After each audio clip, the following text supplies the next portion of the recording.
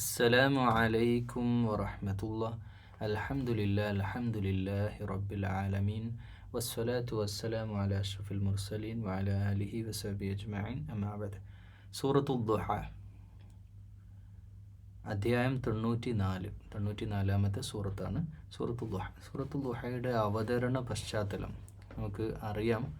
ഈ സൂറത്ത് നബി സല്ലല്ലാഹു അലൈഹി വസല്ലമക്ക് സാധാരണ വഹി എത്തുന്ന സന്ദർഭത്തിൽ കുറച്ചൊരു താമസം ഉണ്ടായി. സാധാരണ വരുന്ന എല്ലാ ദിവസവും അല്ലെങ്കിൽ 2 ദിവസം ഇടവിട്ടൊക്കെ ഇങ്ങനെ വഹി എത്തുകയും അത് സഹാബത്തിന് പറഞ്ഞു കൊടുക്കുകയും ചെയ്തു.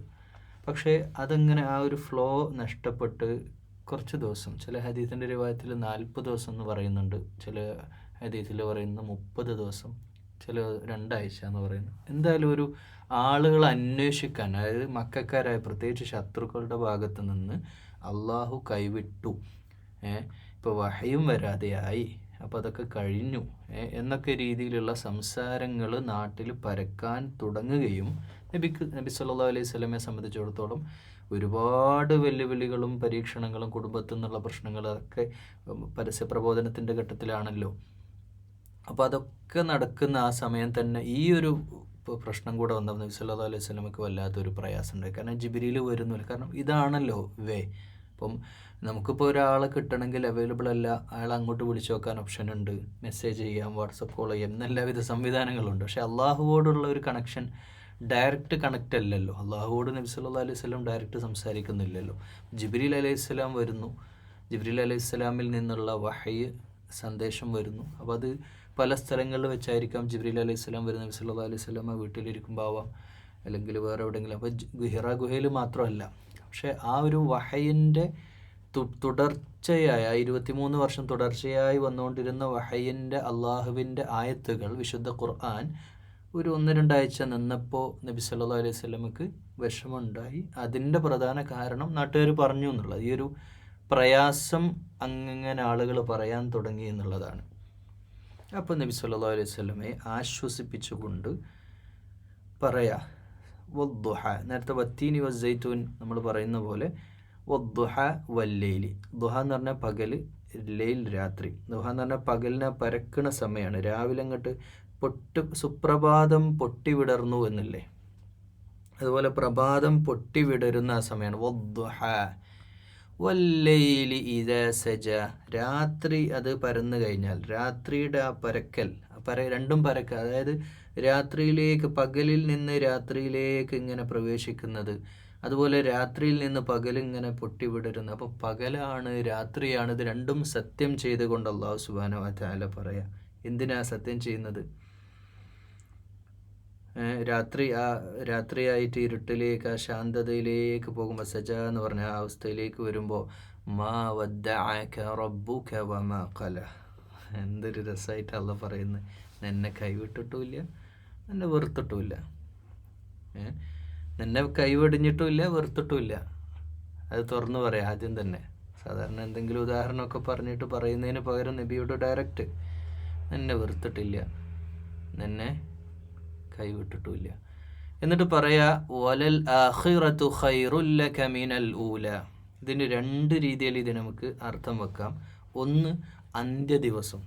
ഇപ്പോൾ ലോകാവസാനം സംഭവിച്ച് നാളെ മഹ്ശറ, ലോകത്തെ ജനങ്ങളെല്ലാം ഒരുമിച്ച് ചേരുന്ന ആ ഉന്നതമായ ആ സന്ദർഭത്തിൽ നബി സല്ലല്ലാഹു അലൈഹി വസല്ലമക്ക് വലിയൊരു ഉമ്മത്ത്, എല്ലാ പ്രവാചകന്മാരും പിന്നിൽ അനുയായികളുമായിട്ട് അണിനിരക്കുമ്പോൾ നബി സല്ലല്ലാഹു അലൈഹി വസല്ലമയുടെ പിന്നിൽ മില്യൺ സില്യൺ കണക്കിന് അനുയായികളുള്ള മുഹമ്മദ് മുസ്തഫ.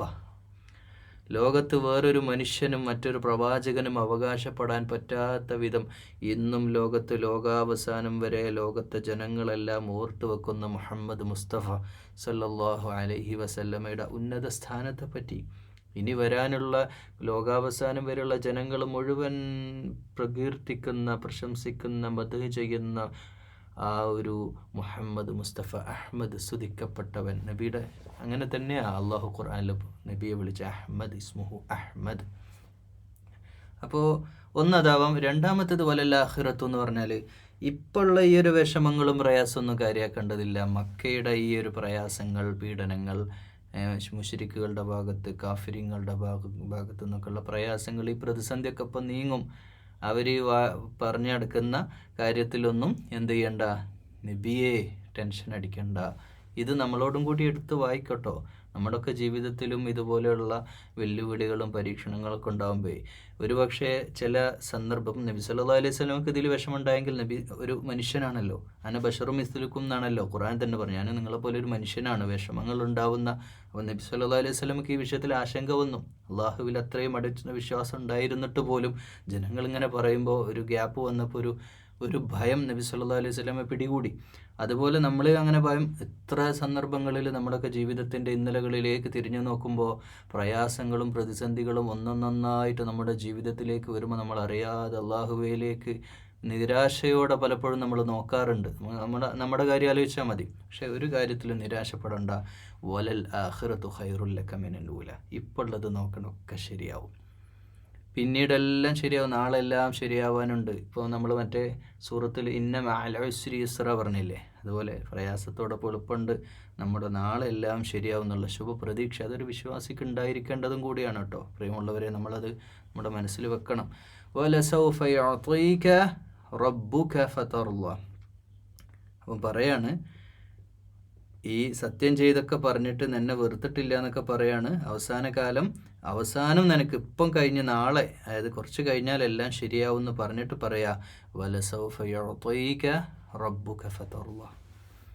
കുറച്ച് കഴിഞ്ഞാൽ നിനക്ക് നിൻ്റെ രക്ഷിതാവ് നൽകും. നിൻ്റെ റബ്ബുക, നിൻ്റെ റബ്ബ് എന്നാ ഞാൻ പറഞ്ഞില്ലേ, പലപ്പോഴും നമ്മൾ ഖുർആൻ ഓതുമ്പോൾ റബ്ബിനെ പറയുന്ന ഈ സ്നേഹം, മുഹബ്ബത്തും ഇഷ്ടത്തോടെ ചേർത്ത് പറയുന്ന വാക്കായിട്ടാണ് റബ്ബ്. ദുആ ചെയ്യുമ്പോൾ റബ്ബന എന്ന് പറയുന്ന അള്ളാഹിനെ പരിചയപ്പെടുത്തുന്ന ആയത്തുകളൊക്കെ അള്ളാഹ് തന്നെ പറയാം. റഹ്മാൻ റഹീം, പല ഇസ്മാഉൽ ഹസ്ന 99 നാമങ്ങളിലൂടെ അള്ളാഹു അറിയപ്പെടുന്നുണ്ടെങ്കിലും റബ്ബ് എന്നുള്ള പദം ഇങ്ങനെയുള്ള വിഷയത്തിൽ ഇങ്ങനെയുള്ള കാര്യമൊക്കെ പറയുമ്പോൾ നിൻ്റെ റബ്ബ് നിനക്ക് തരും. റബ്ബുക, നിൻ്റെ റബ്ബ് നിനക്ക് തരും. അപ്പോൾ നീ ഫതർള, നീ അപ്പം തൃപ്തനാവും. നിനക്ക് കിട്ടാൻ പോവാണ്, അപ്പോൾ അത് കിട്ടിക്കഴിഞ്ഞാൽ നീ തൃപ്തനാവും. എന്ത്? അള്ളാഹു ഐശ്വര്യങ്ങൾ, അനുഗ്രഹങ്ങൾ യുഅ്തീക നിനക്ക് നൽകും എന്നാണ് പറഞ്ഞു. അത് എന്ത് ഇവിടെ സ്പെസിഫൈ ചെയ്ത്, പക്ഷേ അത് കിട്ടിയല്ലോ. ഹജ്ജത്തുൽ വിദായിലൊക്കെ ലക്ഷക്കണക്കിന് ആളുകൾ ഇങ്ങനെ കൂട്ടമായി ഇസ്ലാമിലേക്ക് വരികയും ഉന്നതമായ അവസ്ഥ, മക്കയും മദീനയുടെയും രാജാവായിട്ട് നബി സല്ലല്ലാഹു അലൈഹി വസല്ലമ മാറുന്ന അവസ്ഥ വന്നില്ലേ? അലം യജിദ്ക. എന്നിട്ട് പറയാം, പിന്നോട്ടൊന്ന് ആലോചിച്ച് നോക്കി, പിന്നിലുള്ള അവസ്ഥ ആലോചിച്ചു. അലം യജിദ്ക യതീമൻ ഫആവ, നീ യതീമായില്ലേ? നബി സല്ലല്ലാഹു അലൈഹി വസല്ലമയുടെ ജീവിതം, യഥാർത്ഥത്തിൽ നമ്മൾ നബി സല്ലല്ലാഹു അലൈഹി വസല്ലമയുടെ ജീവിതം പഠിക്കുമ്പോഴേ വല്ലാത്ത ഒന്ന് ആലോചിച്ച് നോക്കൂ. നമ്മുടെയൊക്കെ ജീവിതത്തിൽ ഉമ്മ ഉപ്പ ഇവരൊക്കെ ഉണ്ട്, നമ്മളെ താങ്ങും തണലുമായിട്ട്. അബലമായിട്ടുള്ളൊരു കാലം, ദുർബലതയുടെ ഒരു കുട്ടിക്കാലം നമ്മുടെയൊക്കെ ജീവിതത്തിൽ കഴിഞ്ഞുപോയി. നമ്മൾ ആരൊക്കെയോ നമ്മളെ സഹായിച്ചു, നമ്മളങ്ങനെ വളർന്നു വലുതായി. അപ്പോൾ ആ സന്ദർഭത്തിലൊക്കെ നമ്മളെ കാക്കാൻ നമ്മുടെ മാതാപിതാക്കളുണ്ടായി. നബി സല്ലല്ലാഹു അലൈഹി വസല്ലമക്ക് ഉപ്പ എന്നത് സ്വപ്നം പോലെയാണ്. നബി സല്ലല്ലാഹു അലൈഹി വസല്ലമ കണ്ടിട്ട് പോലുമില്ല. ജനിക്കുന്നതിൻ്റെ 6 മാസം മുമ്പേ വയറ്റിലുള്ള സമയത്ത് ഉപ്പ മരണപ്പെടുന്ന മുഹമ്മദ് മുസ്തഫ. ചോദിക്കൂ, ലോകത്തിൻ്റെ അനുഗ്രഹം, റഹ്മത്തുൽ ആലമീൻ, എന്തിനല്ലാഹു അത് അങ്ങനെ ചെയ്തു? അതിൻ്റെ യുക്തി എന്താ? നമ്മൾ ആലോചിച്ച് നോക്കൂ. പിന്നെ ഉമ്മാനെ ആസ്വദിച്ച് കണ്ടിട്ട് പോലുമില്ല, ഓർമ്മയിൽ പോലും സൂക്ഷിക്കാൻ പറ്റാത്ത വിധം ഉമ്മയും ഉപ്പയും പൂർണ്ണ യതീമായിട്ട് ഈ ലോകത്തിൻ്റെ അനുഗ്രഹം മുഹമ്മദ് റസൂലുള്ളാഹി ഭൂമിയിലേക്ക് വരികയാണ്. ആലോചിച്ച് നോക്കും നമ്മുടെ റസൂലിനെ പറ്റി. ശേഷം പിന്നീട് അങ്ങോട്ട് അബ്ദുൽ മുത്തലിബിലൂടെ സംരക്ഷണം നൽകി, അബൂ ത്വാലിബിലൂടെ, ഖദീജ ബീവിയിലൂടെ, പിന്നെ അങ്ങോട്ട് ഇങ്ങനെ അള്ളാഹു തന്നില്ലേ. മാത്രമല്ല വവജദക ضالًا فهدى. അപ്പോൾ ഹിദായത്ത് നൽകി. ബാല്, വഴി അറിയാത്തവനായിട്ട് ഇങ്ങനെ നിന്ന സന്ദർഭത്തിൽ വഴി കാണിച്ചു തന്നു. അതായത് നബി സല്ലല്ലാഹു അലൈഹി വസല്ലമക്ക് ഏറ്റവും വലിയ വിഷമം അതായിരുന്നു. അറിയായിരുന്നു ഈ മക്കയിൽ കാട്ടിക്കൂട്ടുന്നതൊന്നും ശരിയല്ല. പക്ഷേ എവിടെയാണ് അള്ളാഹു? എന്താണ് അള്ളാഹു? അള്ളാഹുവിൽ നിന്ന് എങ്ങനെ ദൈവിക ദർശനം, യഥാർത്ഥ ദൈവിക ദർശനത്തെ പറ്റി ആദ്യത്തെ 25 കൊല്ലം നബി സല്ലല്ലാഹു അലൈഹി വസല്ലം സംശയത്തിൽ തന്നെയാണ്. കുറേ ചോദ്യങ്ങളാണ്. ഇത് ശരിയാണോ? നാട്ടിൽ നടക്കുന്ന ആക്രമണങ്ങൾ, ഇവിടുത്തെ വർണ്ണവിവേചനം, ജാതി വിവേചനം, നീചത്വങ്ങൾ, വാർ, വൈൻ, വിമൺ, നാട്ടിലുള്ള അക്രമങ്ങൾ, ഇതൊക്കെ എങ്ങനെ ശരിയാകും? നബി സല്ലല്ലാഹു അലൈഹി വസല്ലമക്ക് ഉത്തരം കിട്ടാത്ത കുറേ ചോദ്യങ്ങളുമായി സുഹൃത്ത് അബൂബക്കർ റളിയല്ലാഹു അൻഹുവുമായിട്ടും സംസാരിക്കുമായിരുന്നു. അടുത്തുള്ള സുഹൃത്തുക്കളോടൊക്കെ നബി സല്ലല്ലാഹു അലൈഹി വസല്ലം ഈ വിഷയങ്ങളൊക്കെ സംസാരിക്കാറുണ്ടായിരുന്നു. പക്ഷേ ഒരു ഉത്തരം നബി സല്ലല്ലാഹു അലൈഹി വസല്ലമക്കും കൊടുക്കാൻ പറ്റിയില്ല. പക്ഷേ വഴി കാണിച്ചു. ഹിദായത്ത് അള്ളാഹു കൊടുത്തില്ലേ, ഹിദായത്ത് തന്നില്ലേ. നോക്കൂ, ഈ അനാഥത്വമുള്ള അവസ്ഥയിൽ നിന്ന് നബിയെ ഞാനല്ലേ നിന്നെ രക്ഷിച്ചത്. ചോദ്യം, എന്തിനാ നിരാശപ്പെടുന്നത്? ഞാനായിരുന്നില്ലേ യത്തീമായ അവസ്ഥയിൽ നിന്ന് ഈ അവസ്ഥയിലേക്ക് മാറ്റിയത്? അള്ളാഹുവിൻ്റെ ചോദ്യം. എന്നിട്ട് ചോദിക്കാൻ എനിക്ക് വഴി കാണിച്ചെന്നില്ലേ? വവജദക ആയിലൻ ഫഅഗ്ന. എന്നിട്ട് പറയാണ് നിന്നെ ആയിലൻ, അതായത് സാമ്പത്തികമായിട്ടൊക്കെ വലിയ പ്രയാസത്തിലായിരുന്ന അവസ്ഥയിൽ ഗനീമത്ത് എന്ന് പറയില്ലേ, സമ്പത്ത്, ഗനിയാക്കി മാറ്റി ഖദീജ റളിയല്ലാഹു അൻഹുവിലൂടെ. മറ്റതല്ല, അബ്ദുൽ മുത്തലിബ് മോശക്കാരനായിരുന്നില്ല, പ്രബലമായ കുടുംബം. അബ്ദുൽ മുത്തലിബ് സ്വന്തം അബ്ദുള്ളയുടെ ജ്യേഷ്ഠനല്ലേ അബൂലഹബ്. എന്ത് സാമ്പത്തികമായിട്ട് എത്ര കഴിവുള്ള വ്യക്തിയാണ്. അപ്പോൾ അവർ ആ ഒരു പരമ്പരയിൽ ഹംസ റളിയല്ലാഹു അൻഹു മോശക്കാരനാണോ? ഇവർക്കൊക്കെ സാമ്പത്തികമായിട്ട് നല്ല കഴിവുള്ളവർ തന്നെയാണ്. പക്ഷേ നബി സല്ലല്ലാഹു അലൈഹി വസല്ലമയെ സംബന്ധിച്ച് അനാഥത്വം ഉണ്ടായിരുന്നെങ്കിലും അത് നീക്കിക്കളി. 25-ാമത്തെ വയസ്സിൽ തന്നെ ഖദീജ ബീവി വരുന്നതോടുള്ള പിന്നെ അങ്ങോട്ട് സമ്പന്നയായ ഖദീജ ബീവിയുടെ ഭർത്താവ് എന്നാണ് പിന്നെ നബിയുടെ ലാബിൽ തന്നെ. കാരണം അത്രയും നല്ല കച്ചവടക്കാരിയായിരുന്നു ഖദീജ റളിയല്ലാഹു തആല അൻഹ. അപ്പോൾ അത് അങ്ങനെ ഐശ്വര്യം നൽകി. ഫഅമ്മൽ യതീമ ഫലാ തഖർ. അതുകൊണ്ട് നബിയെ അനാഥയെ തള്ളി അകറ്റരുത്, അവരെ അടിച്ചമർത്തുക എന്നുള്ളൊരു പദമാണ് ഇവിടെ ഉപയോഗിച്ചിട്ടുള്ളത്. ഫഅമ്മൽ യതീമ ഫലാ തഖർ, കൈവിടരുത്. അപ്പോൾ അനാഥത്വത്തെ, ഇത് വലിയൊരു കാര്യമാണ്. നമ്മൾ യതീം സൂറത്തുൽ മാഉനിലും ഈ വിഷയം തന്നെ പറഞ്ഞിട്ടുണ്ട്. അനാഥകളെ ആദരിക്കുക. ഈ അനാഥത്വം പേറുന്ന ഉമ്മയും ഉപ്പയില്ലാത്ത ഇക്കാലത്തും ഒരുപാട് മനുഷ്യരുണ്ട്, നമ്മുടെ നാട്ടിലുണ്ട്, കേരളത്തിലുണ്ട്. അങ്ങനെയുള്ള ആളുകളെ ഞാൻ എൻ്റെ പ്രിയമുള്ള സഹോദരന്മാരോട് ഈ വിഷയം പറയുമ്പോൾ എനിക്ക് ഉറപ്പാണ് നമ്മൾ പിന്നെ ഏതെങ്കിലും യതീംഖാനയ്ക്ക് പൈസ കൊടുക്കാൻ നമ്മൾ ഉഷാറായിരിക്കും. ഒരു അനാഥ കുട്ടിയെ ഒരു കുടുംബത്തിൽ, അത് എന്താണെന്നറിയില്ല. എപ്പോഴും മലപ്പുറം ജില്ലയിൽ നമ്മുടെ സ്ഥാപനങ്ങളിലൂടെ ഒരുപാട് മുസ്ലിം സ്ഥാപനങ്ങൾ തന്നെ നടത്തുന്ന പൂർണ്ണ അനാഥത്വമുള്ള കുട്ടികളുണ്ട്. അങ്ങനെയുള്ള സ്ഥാപനങ്ങളുണ്ട്. യതീംഖാനകൾക്കപ്പുറം സർക്കാർ സംവിധാനങ്ങളുമായിട്ട് സഹകരിച്ച് തന്നെ പോകുന്ന സ്ഥാപനങ്ങളുണ്ട്. എന്തേ നമ്മുടെ വീട്ടിൽ 2 കുട്ടികളുടെ കൂടെ അല്ലെങ്കിൽ 3 കുട്ടികളുടെ കൂടെ ഒരു കുട്ടിയെ, നമുക്ക് ഒരു അനാഥ കുട്ടിയെ വീട്ടിൽ വളർത്താൻ എൻ്റെ ഈ ശബ്ദം കേൾക്കുന്ന നിങ്ങളാരും തയ്യാറാവാത്തത്?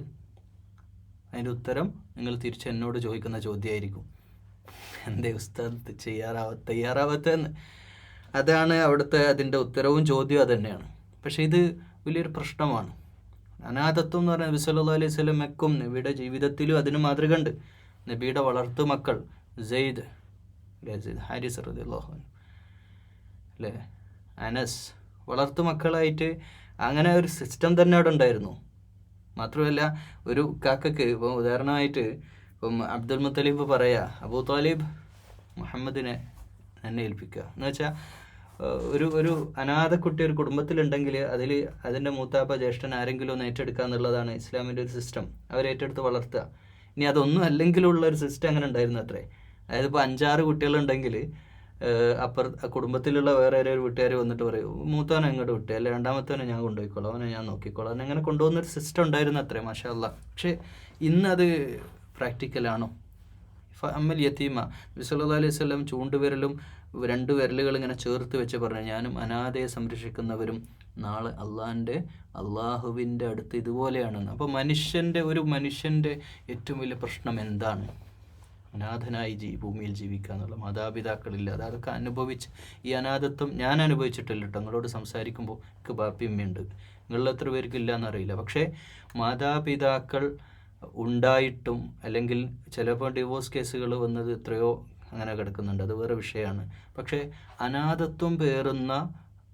അനാഥത്വം പൂർണ്ണ അനാഥമായിട്ട് ജീവിക്കുന്ന എത്രയോ പേരുകളുണ്ട് ഈ ഭൂമിയിൽ തന്നെ ഉണ്ട്. അപ്പോൾ അവരെ നമുക്ക് 2-3 കാറ്റഗറി ആക്കാം.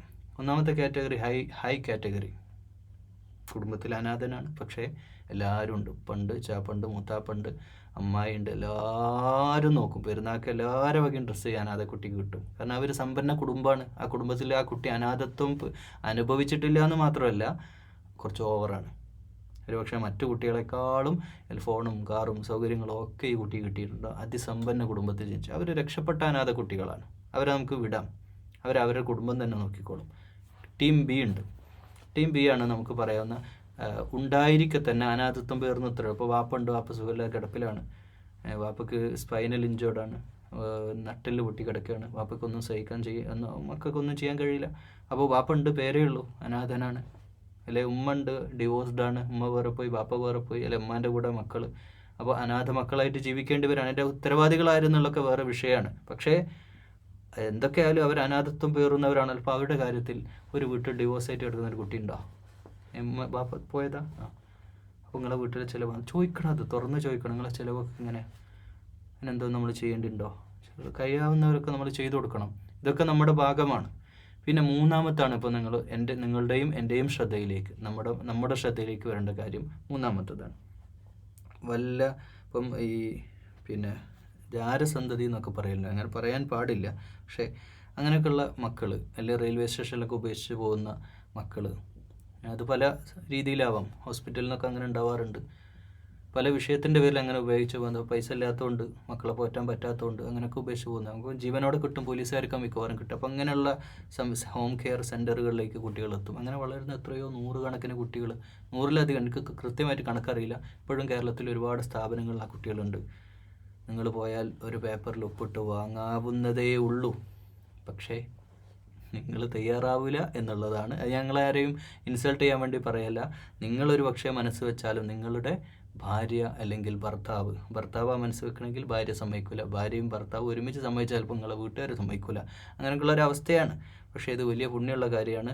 ചെയ്യുകയാണെങ്കിൽ അൽഹംദുലില്ലാ, നിങ്ങൾക്കത് മതി സ്വർഗപ്രവേശനത്തിന് എന്ന് ഉറപ്പിച്ച് പറയാം. കാരണം അത് വിശുദ്ധ ഖുർആനിൽ പലയിടത്തും ഒരു യത്തീമിൻ്റെങ്കിലും ഒരു മനുഷ്യൻ്റെ ജീവിതത്തിൽ നമുക്ക് എന്തെങ്കിലുമൊക്കെ ആക്കാൻ നമുക്ക് സാധിച്ചെങ്കിൽ അതാണ് നാളെ സ്വർഗപ്രവേശനത്തിലേക്ക് ഏറ്റവും ഉന്നതമായ നമ്മുടെ ചുവടുവെപ്പ്.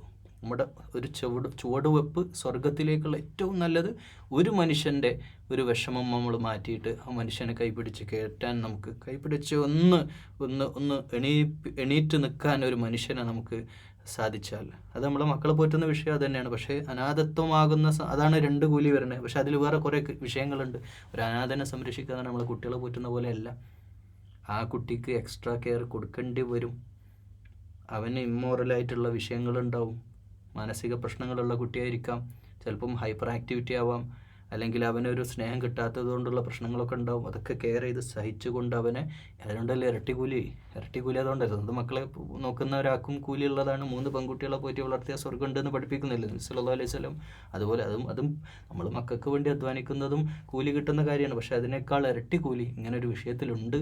പക്ഷേ ഞാനും നിങ്ങൾ എത്ര പേര് ഇതിന് തയ്യാറാകുമെന്ന ചോദ്യം അവിടെ ചിലപ്പോൾ കമൻറ്റിൽ, ഈ യൂട്യൂബിൻ്റെ കമൻറ്റ് നല്ല രസമാണ്. ആളുകളിങ്ങനെ ഈ വിഷയം അങ്ങനെ സംസാരിക്കും പല കാര്യങ്ങളും.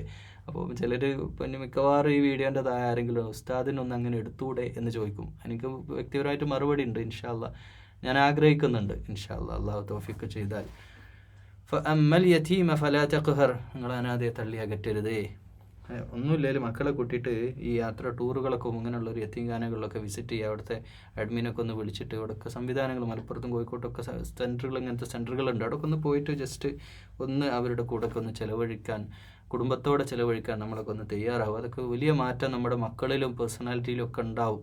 അവർക്കൊക്കെ ഈ ഇല്ലാപ്പാട്ടില്ലേ, അവരുടെ എത്ര കിട്ടിയാലും മതി വരാത്ത മക്കളില്ലേ, അവിടെയൊക്കെ ഈ ഒരു അതൊക്കെ അത് മാറിക്കിട്ടും ഇങ്ങനെയുള്ള കാഴ്ചകളൊക്കെ കാണുമ്പോൾ ജീവിതത്തിൽ. ഇതും വളരെ പ്രധാനപ്പെട്ടൊരു വിഷയമാണ്. ചോദിച്ചു വരുന്നവരെ തൻഹർ എന്ന് പറഞ്ഞാൽ ബന്ധാക്കുക, നമ്മൾ ഗേറ്റ് അടക്കാന്ന് പറയില്ലേ, അവരുടെ മുമ്പിൽ അറ്റ്ലീസ്റ്റ് നിങ്ങൾക്ക് കൊടുക്കാൻ കഴിയില്ലെങ്കിലും മാന്യമായിട്ട് അവരോട് സംസാരിക്കെങ്കിലും ചെയ്യുക. അതാണ് നബി സല്ലല്ലാഹു അലൈഹി വസല്ലം. ഒരുത്തം പ്രയാസമായിട്ട് നമ്മുടെ അടുത്ത് വരുമ്പോൾ നമ്മളപ്പം തന്നെ എടുത്ത് ചാടി ചിന്തിച്ചു ഓനക്കെന്താ പണിക്ക് പോയാൽ, അല്ലെങ്കിൽ ഓനക്കെന്താ അവിടെ പോയാൽ, ആ കമ്മിറ്റി ഇല്ല അവിടെ, പിന്നെ ഇത് എങ്ങോട്ട് വരുന്നത് എന്നൊന്നും ചിന്തിക്കണ്ട. നമ്മൾ അവൻ്റെ വിഷമം കേൾക്കുക.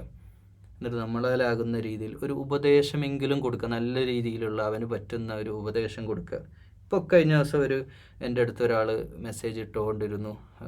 എന്നിട്ട് ഇങ്ങനെ പറഞ്ഞു, ബാങ്കിൽ പലിശയാണ്. അപ്പോൾ എൻ്റെ മനസ്സിലുണ്ട് എന്തിനാ നിങ്ങൾ പലിശ എടുക്കാൻ പോയത്, നിങ്ങൾക്ക് വീടുണ്ടാക്കാൻ ഉള്ള സാഹചര്യങ്ങൾ ഉപയോഗിച്ച് ചെയ്താൽ പോരെ, ഉള്ളതുപോലെ ജീവിച്ചൂടെ എന്നൊക്കെ ചോദ്യം എൻ്റെ മനസ്സിലുണ്ട്. പക്ഷേ ഞാൻ അയാളെ കേട്ട് കഴിഞ്ഞിട്ട് പറഞ്ഞു അദ്ദേഹത്തോട്, നിങ്ങൾ ഒരു കാര്യം ചെയ്യുക, അത്യാവശ്യം ടൗണിലാണല്ലോ നിങ്ങളെ വീട്, നിങ്ങൾ ആ വീട് വെക്ക്, 10-12 ലക്ഷം കടമുണ്ട്, എന്നാൽ പ്രോപ്പർട്ടി 10-50 ലക്ഷത്തിൻ്റെ വീടും സ്ഥലമുണ്ട്.